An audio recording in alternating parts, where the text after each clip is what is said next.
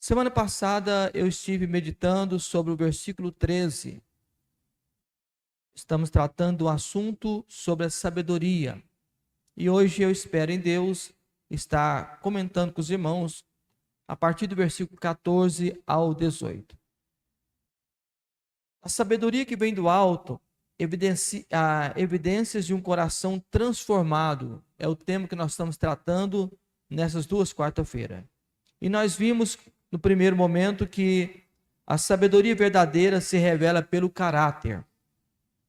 Onde ele diz: quem dentre vós é sábio e inteligente, mostre pelo seu bom trato as suas obras em mansidão de sabedoria. E o segundo tópico é o que nós vamos estar estudando hoje, a partir do versículo 14 ao 16. A sabedoria terrena e seus frutos. Primeiro nós vimos sobre a sabedoria do alto, o fruto verdadeiro que tem a pessoa que exerce essa sabedoria do alto. A partir do versículo 14, Tiago vai admoestar a igreja, aos cristãos a quem essa carta foi direcionada. E o que ele vai tratar com a igreja?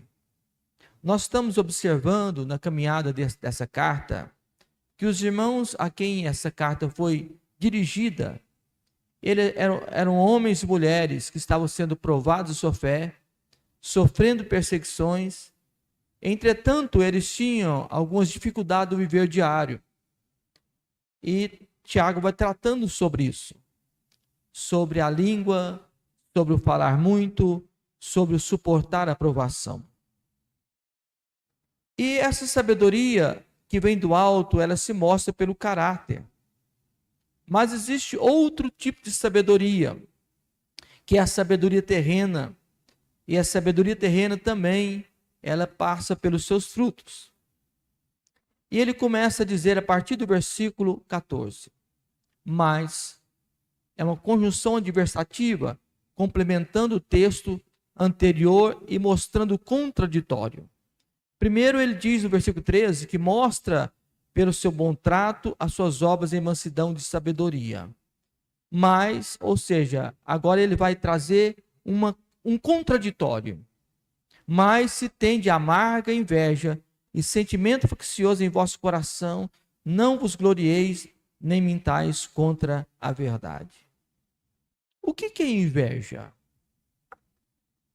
A inveja, eu vou trazer aqui um conceito muito simples e importante, claro, sobre inveja.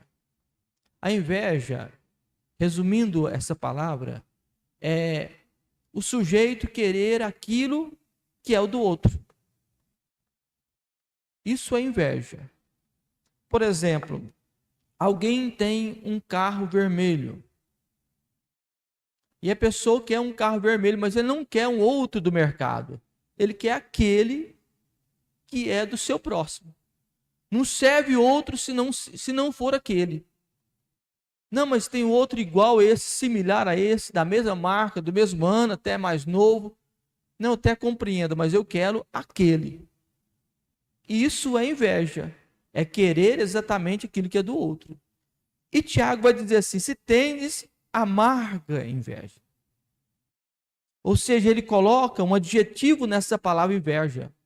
Não é apenas a inveja, mas uma inveja amarga, profunda, uma inveja que traz muitos prejuízos. Se tendes amarga inveja e sentimento faccioso em vosso coração. O que é o faccioso? É o sentimento de divisão. E o Senhor não opera em divisão. O reino dividido não prospera. Aí ele completa: não vos glorieis, nem mintais contra a verdade. Essa não é a sabedoria que vem do alto, mas é terrena, animal e diabólica. Qual que é o padrão para identificar se uma sabedoria vem do alto? Pelo bom trato, pela mansidão. E a sabedoria terrena, animal e diabólica, ela se mostra pela amarga inveja e sentimento faccioso. Tem inveja e tem um sentimento de divisão, então essa sabedoria não vem de Deus. Ela é, pelo contrário, terrena, animal e diabólica. Provérbios capítulo 14, versículo 30, traz algo muito sério sobre a inveja. Provérbios 14, 30. O coração com saúde é a vida da carne, mas a inveja é a podridão dos ossos. A inveja, ela faz com que a pessoa até adoece. Porque grandes enfermidades que existem, meus irmãos, elas começam na parte emocional. Existem pessoas que estão enfermas no corpo porque a sua alma está doente. Muitas vezes está com sentimento de inveja, de facção, de divisão, não compreende, não contenta com aquilo que Jesus deu para ele. E ele não quer aquilo que Jesus está dando, mas ele quer aquilo que Jesus deu para o outro, exatamente aquilo que Deus deu para o outro. E a inveja é podridão dos ossos. Portanto, que Deus nos livre do sentimento da inveja. E pelo contrário, fala que o coração com saúde é a vida da carne. Ou seja, alguém que tem no seu coração saúde, ele tem vida. Mas quem tem inveja, os seus ossos são podres. Gálatas capítulo 5 e o versículo 19 e 21 vai tratar sobre alguns assuntos sobre a inveja. Olha o que diz, é manifestado as obras da carne. Porque as obras da carne são manifestas, as quais são? Quais são as obras da carne? Vamos ler comigo? Prostituição, impureza, lascívia, idolatria, feitiçaria, inimizades, porfias, emulações, iras, pelejas, dissensões, heresias, invejas, homicídios, bebedices, glutonarias e coisas semelhantes a essas. Pronto. E ele completa, acerca dos quais vos declaro, como já antes vos disse, que os que cometem tais coisas não herdarão o reino de Deus. E a inveja, ela está dentro desta obra da carne que impede a pessoa herdar o reino de Deus. E 1 Coríntios, capítulo 3, o versículo 3, também se tratando da inveja. Olha o que diz 1 Coríntios, capítulo 3, o versículo 3. Porque ainda sois carnais, pois havendo entre vós invejas, contendas e dissensões, não são porventura carnais, ou não andais segundo os homens? Paulo está aqui admoestando a igreja de Coríntios, uma igreja que tinha todos os dons ministeriais, uma igreja rica em talentos, porém uma igreja dividida entre os irmãos. E Paulo está dizendo, olha, pois havendo entre vós inveja, contenda e dissensões, não são porventura carnais, e não andais segundo os homens. Ou seja, se a pessoa ela manifesta essas obras da carne, logo ele é carnal. E algo muito terrível, não faz parte do reino de Deus. Semana passada, na quarta-feira passada, eu estive compartilhando com os irmãos sobre a verdadeira sabedoria. E aqui eu citei alguns irmãos na Bíblia Sagrada, como Daniel, José, homens que tiveram por Deus sabedoria do alto. E agora, se tratando de invejas, de sabedoria terrena, carnal, diabólica, eu quero aqui estar elencando algumas pessoas que tiveram essas invejas e grandes foram seus prejuízos.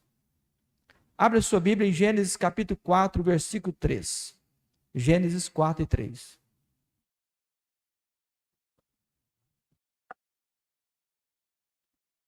Gênesis 4 e 3.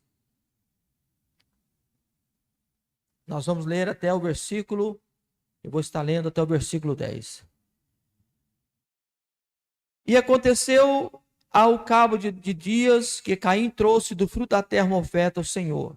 E Abel trouxe dos primogênitos das suas ovelhas, da sua gordura, e atentou o Senhor para Abel e para a sua oferta. Mas para Caim, para a sua oferta, não atentou. E irou-se Caim fortemente e descaiu o seu semblante. O que aconteceu aqui? Os dois irmãos foram oferecer ao Senhor uma oferta. E cada um ofereceu o que tinha. A questão da reprovação de Caim não foi porque ele ofereceu frutos da terra. Não foi isso. A questão está que quando Abel ofereceu, ele trouxe os primogênitos das suas ovelhas e da sua gordura. Ou seja, Abel trouxe ao Senhor o melhor que ele tinha. E Caim, ele não trouxe o melhor. Ele pegou as ofertas que ele tinha, fruto da terra que ele tinha, ele não atentou em pegar os melhores, porque o seu coração não estava alinhado com o coração de Deus. E a Bíblia diz que Deus atentou primeiro para Abel e para a sua oferta. Porque antes de Deus aceitar a nossa oferta, Deus olha para nós. Primeiro Deus olhou para Abel e olhou para Caim. E a Bíblia diz que Deus atentou, e Deus atentou. O Senhor atentou para Abel e para a sua oferta. Quando Abel trouxe o melhor que ele tinha, antes de ver a oferta, Deus sondou o coração de Abel. E o coração de Abel era puro, era grato. E Deus recebeu a oferta de Abel. E a Bíblia diz, continuando, mas para Caim e para a sua oferta não atentou. Quando Deus olhou para Caim, ele viu que tinha algo desconectado, não era um culto reto. E 1 João, capítulo 3, versículo 12, vai explicar isso, depois eu volto em Gênesis, capítulo 4. Por que Deus não atentou para a oferta de Caim? Qual o motivo que Deus fez com que Deus não atentasse para a oferta de Caim? Olha o que o texto diz. Não como Caim, que era do maligno, e matou o seu irmão. E por que causa os matou? Porque as suas obras eram más, e as dos seus irmãos justas. Quando Deus foi passar o coração de Caim e de Abel na radiografia de Deus, ele viu que o coração de Caim era um coração mau. Não era puro. E o coração de Abel era um coração voltado com gratidão, grato e puro. E Deus recebe a oferta de Abel e não a recebe de Caim. E continuando, Gênesis capítulo 4, versículo 6. E disse o Senhor a Caim: por que tiraste, Caim? E por que decaiu o teu semblante? Se fizeres bem, não haverá aceitação para ti. E se não fizeres bem, o pecado jaz à porta. E para ti será o teu desejo, e sobre ele te dominará. Olha o que Deus está falando com Caim. Porque quando Deus não atentou para Caim nem a sua oferta, nasce um sentimento de homicídio. Porque Deus conhece o coração. E Deus diz para ele assim: olha, por que você está irado? Porque eu recebi a oferta de Abel, não recebi a sua. Por que você está irado contra o seu irmão? E Deus fala: se fizeres bem, não haverá aceitação para ti? Se você fizesse uma oferta agradável, será que eu não aceitaria essa oferta? E se não fizeres bem, o pecado jaz à porta. E para ti será o teu desejo, e sobre ele dominarás.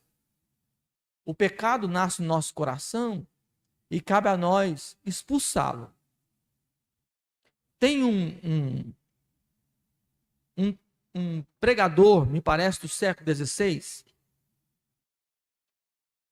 Eu não vou citar o nome dele aqui porque eu posso errar. Mas ele tem uma frase que é muito conhecida. Ele diz que o passarinho até pode pousar na nossa cabeça, mas ele não pode fazer ninho. O inimigo até vem colocando laços e pensamentos na nossa mente. Ele vem, é obra dele. Mas ele não podemos deixar ele fazer ninho. Quando vir os pensamentos que nos desagradam a Deus, a gente deve clamar por misericórdia ao Senhor e pedir: Senhor, afasta de mim tudo aquilo que desagrada ao Senhor. E logo, logo, Deus purifica o nosso coração. O versículo 8: E falou Caim com seu irmão Abel. E sucedeu que, estando ele no campo, levantou Caim contra o seu irmão Abel e o matou. A ira de Caim, que era inveja, é o sentimento de facção, inveja. Porque ele não ficou nervoso contra Deus, ele ficou nervoso contra seu irmão. Porque ele queria o que Abel tinha. Mas Deus tinha dado outra coisa para ele. Mas ele queria exatamente aquilo que era de Abel. Olha onde que o caminho que leva à inveja. E devemos pedir a Jesus para que liberte o nosso coração da inveja. E pela inveja, ele levantou contra o seu irmão Abel e o matou. Existem até hoje assassinos de pessoas, não literais, mas assassinos de almas, de vidas que estão florescendo, mas pela minha inveja, pela inveja do homem, minha não vou tirar essa palavra, pela inveja do ser humano, que ele não contenta de ver a bênção de Deus na vida de alguém, ele começa a matar. E como Caim matou Abel, existem pessoas que matam a fé das pessoas. O versículo 9: E disse o Senhor a Caim: Onde está Abel, teu irmão? Olha como que Deus trata. Deus estava vendo tudo, mas Deus deu o livre-arbítrio para o homem.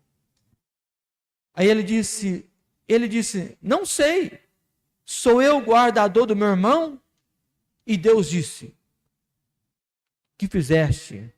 A voz do sangue do teu irmão contra mim, clama contra mim desde a terra. Caim invejou Abel, permitiu que o ressentimento dominasse seu coração e produziu a morte. A inveja, ela gerou a destruição. Outro exemplo que eu quero estar trazendo de uma sabedoria terrena é Saul. Saul é outro exemplo de alguém que teve a inveja. Eu não vou estar lendo o texto pela exibilidade do tempo, mas o livro de 1 Samuel, capítulo 18, vai ali narrar a história de Davi e Saul. Deus, ele levanta Saul para ser rei de Israel. Mas Saul, ele tira aquilo que é de Jesus, que Deus permitiu, porque Deus nunca aceitou que o homem ultrapassasse os limites. E quando tinha uma prova para Saul passar, ele não passou no teste. Qual era a prova?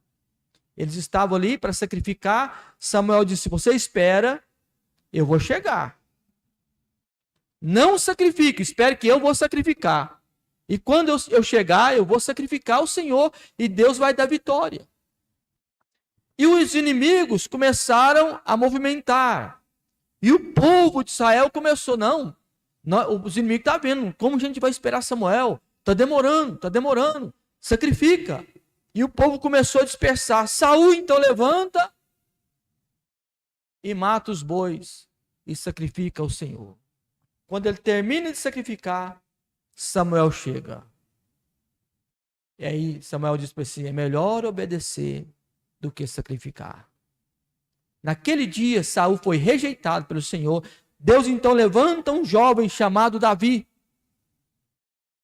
E Davi era um homem segundo o coração de Deus, um jovem do campo, mexendo com as ovelhas de seu pai, mas cheio do Espírito Santo. E quando eles venceram a guerra, que Davi, ele derrota e mata o gigante Golias. Aí começou o problema de Davi com Saul. Quando aquele jovem Davi mata aquele gigante, o gigante Golias, Davi foi chegando, e Saul muito contente. Aí as mulheres começou a cantar: Saul matou milhares e milhares. E Saul, ajeitou a armadura dele, Sou eu mesmo, gente. Obrigado, modéstia. E aquilo, o ego de Saul foi tomado. Saul matou milhares de milhares. Mas quando elas passou para a segunda estrofe, irmãos, nasce um problema. Assim, mas esse mais é um problema. Davi matou 10 milhares de 10 milhares. Aí Saul pensou: meu Deus, esse moço matou o gigante. O que ele vai fazer com esse povo? Ele vai roubar meu reino. Então, eu vou dar um jeito de tirar ele da fita. Vou matar ele, vou perseguir ele. Primeiro ele não quis colocar a mão, usou outras pessoas, outros artifícios, mas quanto mais tentava mexer com esse jovem Davi, mais Deus o prosperava. Porque Deus sonda o coração. Saul invejou Davi, tornou-se instável e paranoico, perdeu o reino, porque a sabedoria terrena produz desordem.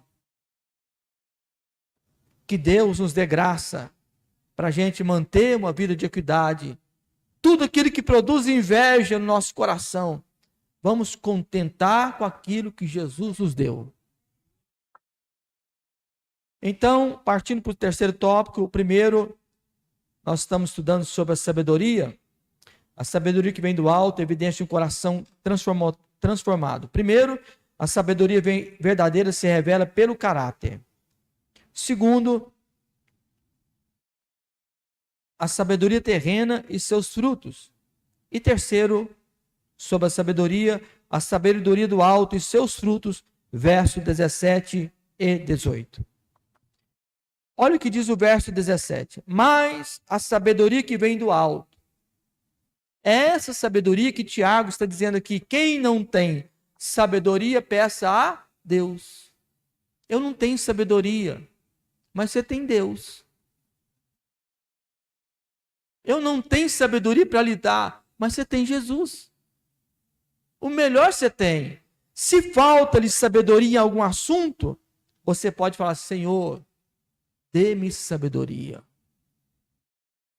Me ajuda, Senhor, a lidar com as situações. Quantos conflitos que nós temos que dar uma palavra, emitir opinião, e às vezes nós não temos uma palavra. Entenda isso que eu vou lhe dizer hoje. Se você não tiver uma palavra, não diga nada. O seu silêncio vai falar para você. E no tempo certo, Deus vai lhe dar a palavra no momento certo. Não precipita. Espere, ore. Você tem Jesus. Você tem Jesus. Peça a Ele para te dar sabedoria. E Ele vai te dar sabedoria do alto. E o que é a sabedoria do alto? Ela é primeiramente pura. Ela não tem mistura. Ou é de Deus ou não é de Deus. O que vem de Deus é pura. A sabedoria de Deus, ela é pura. Ela não tem mistura. Quando ela chega que resolve os problemas, porque ela tem pureza. Ela é depois pacífica. Olha só as características, as qualidades de uma sabedoria que vem do alto. Puro. Depois, ela traz paz. Toda sabedoria do alto, ela gera paz. O que não gera paz, irmão, não é sabedoria do alto, é terrena, animal, diabólica. Aí a Bíblia diz: mas a sabedoria que vem do alto é primeiramente pura, depois pacífica, moderada, tratável, cheia de misericórdia e de bons frutos, sem parcialidade, sem hipocrisia. As qualidades da verdadeira sabedoria, ela está elencada justamente isso. Ela traz ela é pura, não tem mistura, ela traz paz. E Jesus, ele tem sabedoria para te dar, para você resolver qualquer conflito. E aquilo que Deus vai te dar, vai gerar paz. A sabedoria terrena, ela vai gerar conflito. Mas a sabedoria do alto, ela vai gerar paz. O Senhor está nos dizendo hoje aqui para nós, se alguém falta sabedoria, peça a Ele que Ele vai te dar. E ela vai te dar uma sabedoria que traz pureza, que traz paz. Ela é moderada, ela não altera. Ela é tratável, ela tem tratamento. A sabedoria que vem do alto, ela é remédio. A sabedoria do alto, ela vem para apagar o fogo. Irmãos, nós somos chamados para ser bombeiro de Deus, tá? Nós não somos chamados para colocar fogo na floresta. Nós somos chamados para apagar o fogo. Está tendo um fogo aí, de uma contenda, de uma situação diversa. Você não foi chamado para colocar lenha na fogueira, não, viu? Nós somos chamados para apagar o fogo. Com a sabedoria do alto, você vem com a palavra sábia, moderada, com o remédio certo, ela vem e produz paz. E de repente, o fogo da contenda, ele apaga. Existe alguns versículos que eu acho interessante, que eu quero estar citando para os irmãos. Provérbios 2 e versículo 6.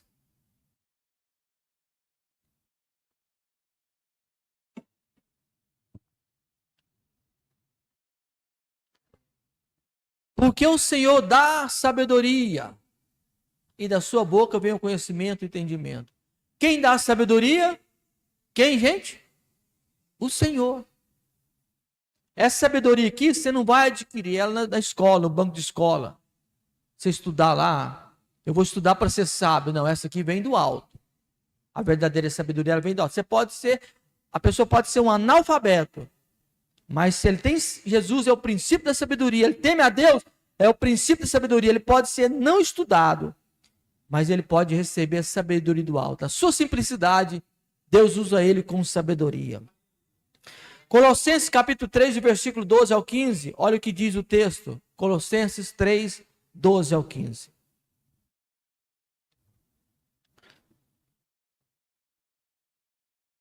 Revesti-vos, pois, como eleitos de Deus, santos e amados, das entranhas de misericórdia e benignidade, humildade, mansidão, longanimidade, suportando-vos aos outros e perdoando uns aos outros. Se alguém tiver queixa contra o outro, assim como Cristo vos perdoou, assim também fazei vós também. E sobre isso tudo, revesti-vos do amor, que é o vínculo da perfeição. Volta o texto, o versículo 12 lá. Revesti-vos. O que é revestir? Vestir duas vezes. Eu estou revestido, estou com meu terno. Estou minha camisa, manga comprida e coloquei o terno, então eu estou revestido. Veste duas vezes. Como eleitos de Deus, santos e amados, das entranhas de misericórdia. Tem que ter misericórdia, benignidade, humildade, mansidão, longanimidade. Continue. Suportando uns aos outros. O que é suportar um ao outro? É você ser suporte. E ser suporte, por vezes, não é fácil. Ser suporte é sustentar a carga de alguém. Por isso que suportar não é fácil. Suportando-vos uns ao outro e perdoando-vos uns aos outros. As pessoas que nos ferem, qual que é o remédio de Jesus? Perdoa. Se alguém tiver queixa contra o outro, assim como Cristo vos perdoou, assim fazei vós também. E sobre tudo isso, revestivos do amor, que é o vínculo da perfeição. Então nós estamos vendo que o Senhor Deus dá sabedoria e graça a cada um de nós. E eu quero citar aqui hoje um exemplo de uma sabedoria do alto, que está no livro do 1 a Reis, capítulo 3. A partir do versículo 3. 1 Reis, capítulo 3, versículo 3. É um jovem que assume o reinado no lugar de seu pai Davi, que é Salomão. E a Bíblia diz: Salomão amava o Senhor, andando nos seus estatutos de Davi, seu pai, somente que nos altos sacrificava e queimava incenso. E o rei foi a Gibeão para lá sacrificar, porque era grande o alto. 1000 holocaustos sacrificou Salomão naquele altar. E em Gibeão apareceu o Senhor a Salomão de noite em sonho e disse: pede-me o que quiseres que eu te dê. E disse Salomão: de grande beneficência usaste tu com teu servo Davi, meu pai. Comandou ele contigo em verdade, em justiça e em retidão de coração perante a tua face, e guardaste-lhe esta grande beneficência, e lhe deste um filho que se assentasse no seu trono, como assim se vê neste dia.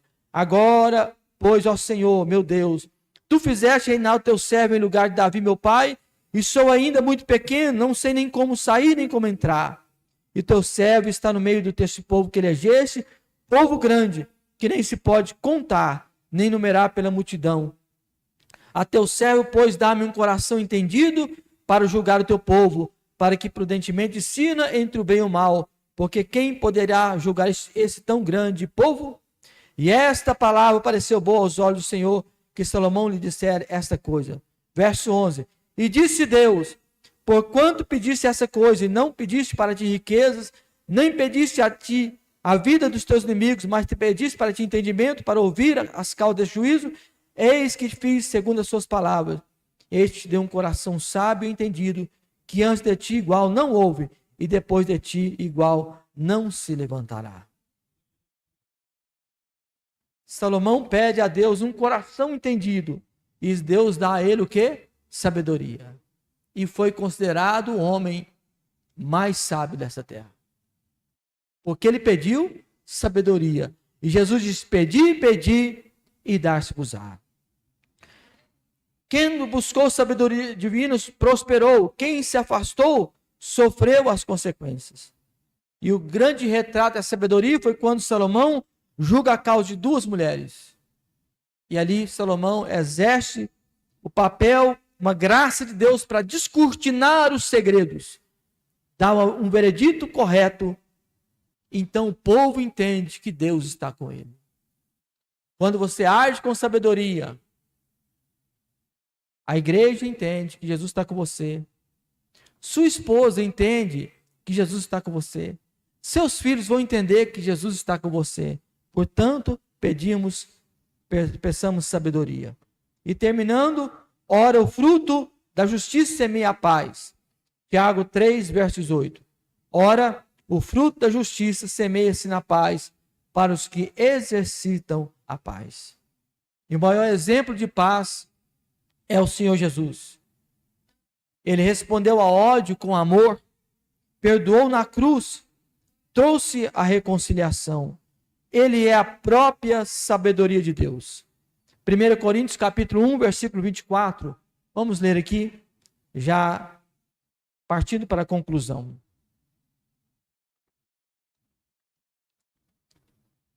Mas, para os que são chamados, tanto judeus como gregos, lhe pregamos a Cristo, poder de Deus e sabedoria de Deus. Cristo é a sabedoria de Deus. E terminando, a Bíblia nos mostra 2 caminhos.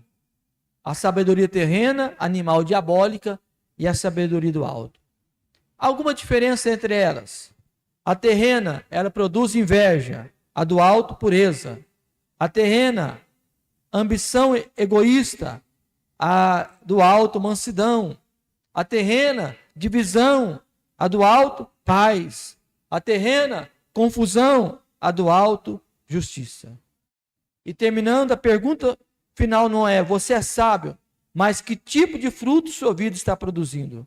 Tiago 1,5 declara: se alguém entre vós tem falta de sabedoria, peça a Deus, que o Senhor nos conceda sabedoria para decidirmos como José, para permanecermos firmes como Daniel e para vivermos como o Senhor Jesus. Então, eu deixo essa palavra de reflexão à igreja, rogando que as bênçãos do Senhor continuem sobre a sua vida, em o nome do Senhor Jesus.